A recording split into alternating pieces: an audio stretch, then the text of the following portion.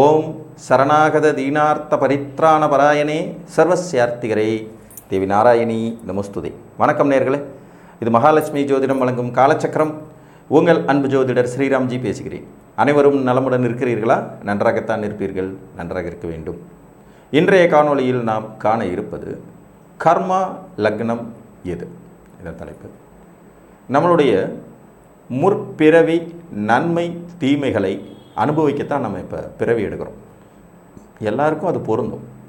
இதில் பெற்றோர்களின் கர்மா, முன்னோர்களின் கர்மா, நாமே செய்த கர்மா அப்படின்னு 3 வகையான கர்மாக்கள் நம்மளை தொடரும். தாத்தா பாட்டி வகையில் நமக்கு கிடைக்கிறது, அப்பா அம்மா வகையில் கிடைக்கிறது, நம்மளே பண்ணிட்டு வந்தது அப்படின்னு. இந்த கர்மாவை கழிப்பதற்காகத்தான் பிறப்பெடுத்திருக்கிறோம் அப்படிங்கிறத ஜாதகத்தில் சில விஷயங்கள் நமக்கு இண்டிகேட் பண்ணும். எவை கர்மாவை அனுபவிக்க பிறக்கும் லக்னங்கள் அப்படின்னு பார்க்கும்போது, முதல்ல கர்ம காரகன்னா யார் அப்படிங்கிறதையும் தெரிஞ்சுக்கணும். இங்கே கர்மாவின் காரகன் சனி. அதனால தான் அவருக்கு காலபுருஷனுக்கு 10ஆம் இடமும், காலபுருஷனுடைய 7ஆம் வீட்டில் உச்ச வலிமை பெறுவதும், காலபுருஷனுடைய பாதகஸ்தானத்தில் ஆட்சி மூலத்திரிகோணை வலிமை பெறுவதும்ங்கிற 3 விதியை கொடுத்து வச்சுருப்பாங்க. எந்த ஜாதகத்திற்கெல்லாம் சனி பகவான் உங்கள் ஜாதகத்தில் ஆட்சி, உச்சம், மூலத்திரிகோணம் மற்றும் திக்பலம் அடைஞ்சிருக்காரோ இவங்க எல்லாமே கர்மாவை அனுபவிக்க பிறக்கிற லக்னக்காரர்கள் தான். நீங்கள் எந்த லக்னத்தில் பிறந்திருந்தாலும் சரி, 12 லக்னங்களில் நீங்கள் எந்த லக்னத்தில் பிறந்திருந்தாலும், உங்கள் ஜாதகத்தில் சனி ஆட்சி அடைஞ்சிருந்தாலோ, உச்சம் அடைஞ்சிருந்தாலும், மூலத்திரிகோணம் அடைஞ்சிருந்தாலும், திக்பலம் அடைஞ்சிருந்தாலும் உங்கள் ஜாதகம் கர்மாவை கழிக்கத்தான் பிறந்திருக்கு. நல்ல கர்மாவா கெட்ட கர்மாவா அப்படிங்கிறது சனி பகவான் அடைந்திருக்கும் வலிமையின் அடிப்படையிலையும் அவரோடு தொடர்பு கொண்டிருக்கும் இயற்கை சுபர்களின் அடிப்படையிலையும் தான் தீர்மானமாகும். மொத்தத்தில் நம்ம கர்மாவை அனுபவிக்கிறதுக்கு தான் பிறக்கிறோம். எல்லாரும் கர்மாவை அனுபவிக்க பிறக்கிறோம்னாலும் முற்பிறவி கர்மாவை கட்டாயம் அனுபவிச்சே தீரணும் இந்த பிறவியில் அப்படிங்கிற கண்டிஷன்ஸ் அப்ளையோடு பிறக்கிறதுக்கு இந்த அமைப்பு உங்களுக்கு ஒர்க் அவுட் ஆகும். அதுலேயும் குறிப்பாக பார்த்திங்கன்னா, இந்த மகர கும்ப லக்னத்தில் பிறக்கிறவங்களுக்கு அவங்களுக்கு சனி வழுக்கணுன்னெல்லாம் அவசியமே இல்லை. நீங்கள் மகர லக்னம் கும்ப லக்னத்தில் பிறந்துட்டிங்கனாலே கர்மாவை தீர்த்தே ஆகணுங்கிற கட்டாயம் வந்துடும். மேக்சிமம் இந்த லக்னத்தில் பிறந்தவங்க வாழ்க்கையின் முதல் பகுதின்னு சொல்லக்கூடிய ஃபர்ஸ்ட் ஆஃப் 36 வயசு வரைக்கும் பார்த்திங்கன்னா கட்டாயம் படாத பாடுபடுவாங்க. அந்த கர்மாவெல்லாம் தீரணும். அவங்களுடைய குற்றங்களுக்கான தண்டனைகள் பூரா கிடைக்கும். நம்ம என்ன தான் பண்ணி தொலைச்சோம்னே தெரியலையே, வாழ்க்கையில் ஏறும் போதெல்லாம் இறக்கம் வருது, அடி மேலே அடி உழுகுது, இடி மேலே இடி உழுகுதுன்னு புலம்பி தவிச்சு தெளிந்து அப்புறமா தான் வெளியில் வருவாங்க. ஒரு துணியை அழுக்கு போகணும்னா அதை அடித்து துவைச்சே ஆகணும்னு சொல்கிற மாதிரி உங்கள் கர்மா கழியணும்னா சனி பகவான் அடித்து துவைச்சே தீர்வார். இதில் இந்த 2 லக்னங்களும் அவரோட லக்னங்கள்ங்கிறதுனால இது ரொம்ப ஸ்பெஷல். இதுக்கடுத்தது அதிகமாக கர்மாவை அனுபவிக்கிற லக்னம் ஒன்று இருக்குன்னா துலா.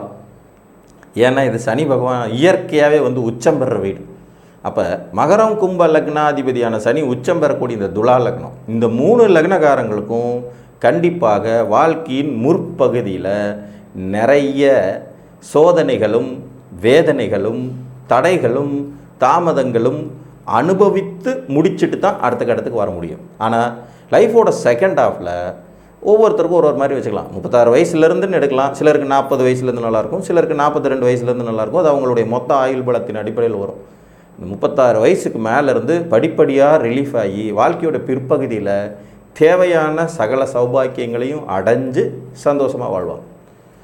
சார், என் ஜாதகத்தில் சனி ரொம்ப பவர்ஃபுல்லாக தான் சார் இருக்குது, எனக்கு கர்மாவின் தொல்லைகள் இருக்க தான் செய்யுது, நான் எப்படி இதிலேருந்து தப்பிக்கிறது? அடுத்த உடனே அதுக்கான சொல்யூஷனும் சொல்லிடணும் இல்லைங்களா? ரொம்ப சிம்பிள். இந்த பிறவியில் மனதறிந்து யாருக்கும் எந்த கெடுதலும் பண்ணாதீங்க. அது வாழ்க்கை துணையாக இருந்தாலும் சரி, கூட பிறந்தவங்களாக இருந்தாலும் சரி, தாய் தகப்பனாக இருந்தாலும் சரி, நண்பர்களாக இருந்தாலும் சரி, உறவுகளாக இருந்தாலும் சரி, வேலை செய்கிற இடமா இருந்தாலும் சரி, உங்கள் மனம் அறிந்து எந்த தவறும் செய்யாமல் இருங்க. இது முதல் விதி. முடிந்த வரைக்கும் மற்றவர்களுக்கு உபகாரமாக இருங்க, முடிஞ்ச வரைக்கும். இது 2வது விதி. அன்னதானம் செஞ்சுக்கிட்டே இருங்க. அன்னதானம் நீங்கள் செய்ய செய்ய செய்ய வேகமாக உங்கள் கர்மாவுடைய பாதிப்புகள் குறையும். இதில் 2 விஷயம். நல்ல கர்மா அதிகரிக்கும், தீய கர்மா குறையும். அப்போ ரொம்ப சீக்கிரமே நீங்கள் இதிலேருந்து ரிலீஃப் ஆக முடியும். சனி வலுத்த ஜாதகங்களுக்கு இந்த விதி ஏற்படும். மகர கும்ப துலா லக்ன பிறந்தவங்களுக்கு கட்டாயம் இந்த விதி வேலை செய்யும். இந்த விதியிலிருந்து தப்பித்து கொள்வதற்கு மனதறிந்த பாவச் செயல்கள் செய்யாதிருத்தல் நன்று, பிறருக்கு உபகாரமாக இருத்தல் இன்னொரு நன்று. மேலும் உங்களால் முடிந்த அளவு அன்னத்தை தானம் செய்து கொண்டே இருப்பது சிறப்பு. சரி, கர்மாவை அனுபவிக்க தான் பிறந்துட்டோம், கஷ்டம்தான் சின்ன வயசில் படுறோம், பின்னாடி வயசு நல்லா இருக்கும்னா நிச்சயமாக சனி பகவான் மெதுவான தன்மை கொண்ட கிரகங்கிறதுனால உங்களின் வயோதிக காலத்தில் ரொம்ப சந்தோஷமாக வச்சுட்ருப்பார். தேவைப்படுற எல்லா விஷயமுமே கிடைக்க ஆரம்பிச்சிடும். 50 வயசுலேயே ஸ்டாண்டர்ட் ஆகிடுவாங்க. ஒரு 50 வயசு நெருங்கும் போதெல்லாம் ஆல்மோஸ்ட் வாழ்க்கையில் செட்டில்டுப்பா அப்படிங்கிறது மாதிரியான நிலைக்கு கொண்டு வந்துடுவார்.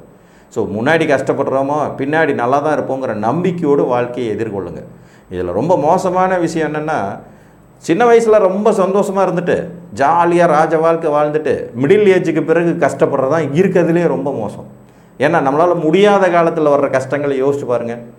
55 வயசில் 60 வயசில் கஷ்டப்பட்டோம்னா அப்போ கூட ஏதோ ஒரு வேலைக்கு போய்த்தான் ஆகணும், சாப்பிட்றதுக்கே வழி இல்லைங்கிற நிலமையில் இருக்கிறத விட இளமையில் உடம்பு தாங்கும் போதும் மனசு தாங்கும் போதும் கஷ்டப்பட்டுட்டு மிடில் ஏஜுக்கு பிறகு சந்தோஷமாக இருக்கிறது எவ்வளோ பெரிய நல்ல விஷயம். அதுதான் சனி பகவானுடைய இயல்பு. ஸோ உங்கள் ஜாதகத்தில் சனி வலுத்திருந்தால் உங்கள் லக்னப்படி நீங்கள் கர்மாவை அனுபவிக்கத்தான் பிறந்திருக்கீங்க. இப்போ ஒரு கடகலக்ன ஜாதகம் 4ஆம் இடத்துல சனி உச்சம், கண்டிப்பாக கர்மாவை அனுபவிக்க போகிறீங்க. எந்தெந்த வகையில் அனுபவிப்போம்? 7ஆம் இடம் வாயிலாகவும் 8ஆம் இடம் வாயிலாகவும் 4ஆம் இடம் வாயிலாகவும் இவர் செய்த கர்மாவை இவர் அனுபவிப்பார். தாயாதி வர்க்கத்தின் கர்மா இவருக்கு சேரும், வாழ்க்கை துணை வர்க்கத்தின் கர்மா இவருக்கு சேரும். ப்ளஸ் இவர் தெரியாமல் செஞ்சது 8ஆம் இடம் எக்ஸ்ட்ரீமாக என்ன செஞ்சோன்னே தெரியலப்பா அப்படிங்கிறது மாதிரியான கர்மாவும் சேரும். புரியுதுங்களா? ஒவ்வொரு லக்னத்துக்கும் இந்த அமைப்பு பொருந்தும். எந்த வீட்டில் அவர் வலுத்தாலும் அந்த வீட்டின் அடிப்படையில் செய்வோம். ஒரு மேச லக்ன ஜாதகத்திற்கு சனி உச்சமாக இருக்கார் 7ஆம் இடத்துல, 10 கூடையும் 11 கூடையும் 7ல் உச்சம். இப்போ இவங்க எப்படி கர்மாவை அனுபவிச்சு தீர்த்தாக வேண்டியது இருக்கு? தொழில் ரீதியாக இவர்கள் செய்த கர்மா, லாப நோக்கம் கருதி இவர்கள் ஏற்படுத்தி கொண்ட கர்மா. இப்போ ஒருத்தர் இருப்பார், 5 லிட்டர் பாலில் 2 லிட்டர் தண்ணியை கலந்து 7 லிட்டர்னு விற்றுருவார். இது ஒரு பாவச் செயல் தான். இன்னும் உணவில் கலப்படம் பண்ணுறீங்க, அது பாவம் தானே. நமக்கு தெரிஞ்சோ தெரியாமலோ இதெல்லாம் பண்ணுவோம் ஈஸியாக. ஃப்யூச்சரில் அடுத்த பிறவியில் அந்த கர்மா, அதாவது தொழில் ரீதியாக லாப ரீதியாக செய்யப்பட்ட கர்மா, ஒரு தரமற்ற பொருளை மனிதனுக்கு விற்று காசு மட்டும் பார்த்தா போதுங்கிற நினைப்போடு செய்யக்கூடிய விஷயங்கள்லாம் கர்மாவில் ஆட் ஆகிக்கிட்டு இருக்குங்கிறத மறந்துடாது. சமுதாயத்திற்கு இவர் செய்த வேலைக்காக செய்வார். அதே மாதிரி ரிஷப லக்கணத்துக்கு வருதா, 9ஆம் இடம் 10ஆம் இடம் சார்ந்த கர்மா 6ஆம் இடத்தின் வாயிலாக கழியும். மிதுன லக்கணம் 8ஆம் இடம் 9ஆம் இடம் சார்ந்த செய்த கர்மா 5ஆம் இடத்தின் வாயிலாக கழிவது.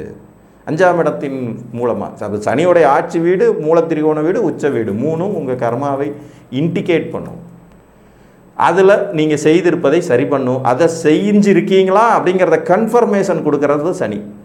உங்கள் ஜாதகத்தில் சனி வலுவாக உட்காந்துட்ருக்காரா, உங்களுக்கு முதல்ல ஆயுசு தீர்க்கா. எதுக்கு இவர் ஆயுசை கொடுக்குறாரு இவ்வளோ? உங்கள் கர்மாவுக்கு நிறைய டைம் ஆகும்பா, நீ இதை கழிச்சு தான் ஆகணுங்கிறதுக்காகவே ஆயுசை கொடுப்பேன். புரியுதுங்களா? அதே மாதிரி சனி அல்லாத இன்னொருத்தரும் கர்மாவை இண்டிகேட் பண்ணுவார். அவர் 8ஆம் அதிபதி.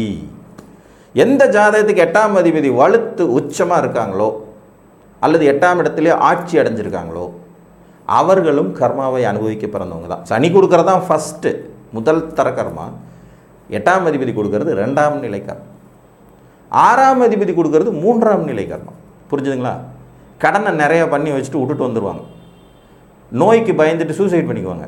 நோய்க்கு பயந்துட்டு தீராத வயிற்று வலின்னு செத்து போயிடுவாங்க. ஆயுசு இன்னும் இருக்கும், அப்படிலாம் விட முடியாதுன்னு சொல்லி திருப்பி பிறக்க வச்சு அதை காலி பண்ணுவாங்க. அந்த 6ஆம் அதிபதி 8ஆம் அதிபதி நம்மளுடைய கர்மாவின் இண்டிகேட்டர்கள் தான். மிச்சம் வச்சுட்டு வந்திருக்கீங்க தம்பிகளா, சரி பண்ணணும் அப்படிங்கிறது மாதிரியான அமைப்பு. பட் எல்லாத்துக்கும் ஹைலைட்டு சுப்ரீம் ஜட்ஜு சனி தான். ஸோ சனி வலுத்திருந்தால் உங்கள் லக்னத்திற்கு அவருக்கு எந்தெந்த வீடுகளின் ஆதிபத்தியம் வருகிறதோ அந்த வீடுகளின் அடிப்படையில் நீங்கள் செய்த கர்மாவை தீர்க்கத்தான் இந்த பிறவி. ஆரம்பத்திலே நான் சொன்ன மாதிரி எல்லாம் பண்ணிவிடுங்க. மனதறிந்து எந்த குற்றமும் செய்யாதீங்க. மற்றவர்களுக்கு முடிந்தவரை உபகாரமாக இருங்க. அன்னதானம் பண்ணுங்கள். உங்கள் கர்மா வேகமாக கழிஞ்சிடும். கண்டிப்பாக செகண்ட் ஆஃப் நல்லாயிருக்கும். நாங்கள் ஒரு பாவமே பண்ணமே, எங்களுக்கு ஒன்றுமே தெரியலையென்னெல்லாம் இங்கே பேசவே முடியாது. எல்லாம் பண்ணியிருக்கோம், நமக்கு தெரியாது, முன்னாடி பண்ணிட்டு வந்திருப்போம். ஸோ மகர கும்ப லக்னக்காரங்க ஸ்பெஷலிஸ்ட்டுகள் ப்ளஸ் துலாமும் தான். இவர்கள் நேச்சுராகவே இந்த லக்னங்களில் பிறந்துட்டாலே மற்றவர்களை கனவிலும் தவறு செய்ய நினைக்கக்கூடாது. எப்போதும் மனசுத்தி, எப்போதும் இறை வழிபாடு, எப்போதுமே அந்த முடிந்த வரைக்கும் மற்றவங்களுக்கு பிரதி உபகாரமாக இருக்கிறது, உபகாரம் பண்ணிக்கிட்டே இருக்கிறது, இதெல்லாம் தான் உங்களை சேவ் பண்ணும். காப்பாற்றி கரை சேர்க்கும் என்று கூறி மீண்டும் ஒரு காணொளியில் உங்களை சந்திக்கும் வரை உங்களிடமிருந்து அன்புடன் விடைபெற்றுக் கொள்வது உங்கள் அன்பு ஜோதிடர் ஸ்ரீராம்ஜி. நன்றி, வணக்கம்.